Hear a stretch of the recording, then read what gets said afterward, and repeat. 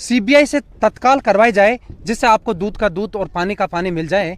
क्योंकि समरावता कांड में बहन चित्रा का हाथ पकड़ करके जो वोटिंग डलवाया था, अगर वो कलेक्टर के आदेश पर एसडीएम वोटिंग नहीं करवाता तो ये घटनाक्रम नहीं होता।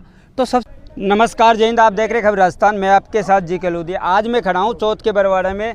नरेश मीणा और समरावता में जो प्रकरण हुआ उसको लेकर चौथ के बरवाड़ा में स्वर समाज की महापंचायत रखी गई है।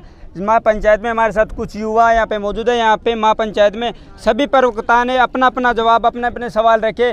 यहाँ पे कांग्रेस के दिग्गज नेता प्रहलाद जी गुंजल हाडोती के जो कद्दावर नेता वो भी इस महासभा में पहुँचे थे हमारे साथ। क्या नाम है सर आपका? मैं बनवारी लाल मीणा, युवा नेता, सवाई माधोपुर।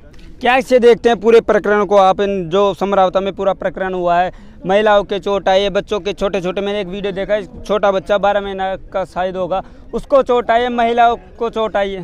ये प्रशासन की नाकामी है, जिन्होंने एक सुनियोजित तरीके से रात के अंधेरे में एक प्री प्लान के तहत गांव पर गोलीबारी करके रात में अचानक हमला बोला है। उससे गांव के बच्चे, बड़े बुजुर्ग, महिलाएं और भी बड़ी घटनाक्रम हो सकता था।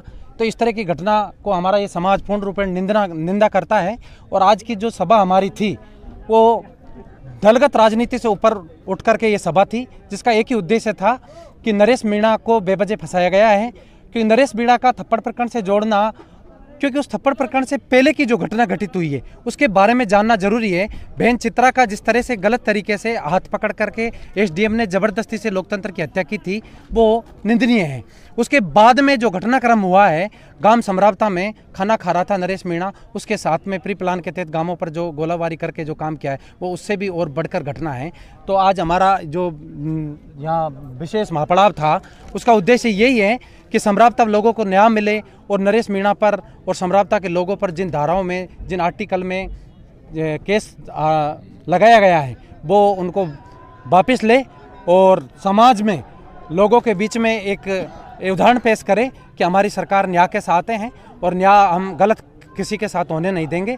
और मेरा उद्देश्य ये है कि आज जो सभा हुई है कि 17 तारीख से पहले जब प्रधानमंत्री यहाँ आए और प्रधानमंत्री जी भी इसमें घोषणा करे कि आज जो बर्बरता और जो कानून का उल्लंघन उस एसडीएम ने और कलेक्टर ने किया है, उस एसडीएम को अभी तक भी टर्मिनेट नहीं किया है और कलेक्टर को सस्पेंड नहीं किया है। ये हमारे इस लोकतंत्र भारत में सबसे बड़ा कारण है।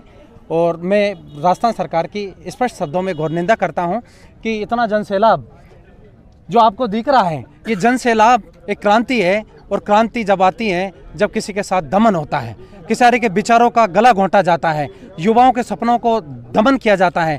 आज राजस्थान के प्रत्येक कोने से एक ही आवाज़ आ रही है कि समरावता में जो घटनाक्रम हुआ है वो बिल्कुल गलत हुआ है।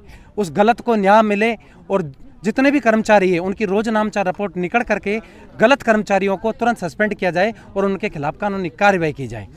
जो लोग ये कहते हैं कि नरेश मीणा के साथ के बाहरी लोग थे, जो लड़के थे, जो उपद्रव मचाए उन्होंने मचाया, सब सरकार का ये बिल्कुल गलत है। जो सरकार का प्रशासन का ये कहना कि नरेश मीणा के साथ में जो लोग थे, आपको पता है कोई अपना घर नहीं जला सकता। नरेश मीणा के साथ उस गांव में जितनी भी गाड़ियां जली थी वो गांव वालों की गाड़ियां जली थी, उनकी गाड़ियों को जलाया गया था। भला कौन ऐसा इंसान होगा जो अपने घर को जलाएगा? भला कौन ऐसा इंसान होगा जो अपनी गाड़ियों को जलाएगा? तो उनका कहना पूर्ण रूप में मिथ्या है। जो उन लोगों का आरोप है वो पूर्ण रूप में झूठा है। साफ स्पष्ट शब्दों में है कि उन्होंने नरेश मीणा की बढ़ती हुई प्रशंसा और लोकप्रियता को दमन करने के लिए, उसको एक षड्यंत्र बस फंसाने के लिए एक प्री प्लान तैयार किया था, जिसके तहत उसको साजिश बस ताकि ये आगे बढ़ करके आगे चेहरा नहीं बने राजस्थान की राजनीति का, इसलिए उसको बेवजह जेल के अंदर डाला गया है। आज के मंच से क्या क्या मांग रखी सरकार से? क्या क्या मांग रखी आप? हमारी सरकार से मांग है कि 13 तारीख के दिन जो घटनाक्रम हुआ है उसकी जाँच सीबीआई से तत्काल करवाई जाए, जिससे आपको दूध का दूध और पानी का पानी मिल जाए। क्योंकि समरावता कांड में बहन चित्रा का हाथ पकड़ करके जो वोटिंग डलवाया था, अगर वो कलेक्टर के आदेश पर एसडीएम वोटिंग नहीं करवाता तो ये घटनाक्रम नहीं होता। तो सबसे पहले इस घटनाक्रम की पूरी जांच की जाए कि उस कलेक्टर का और एसडीएम का क्या दोष था।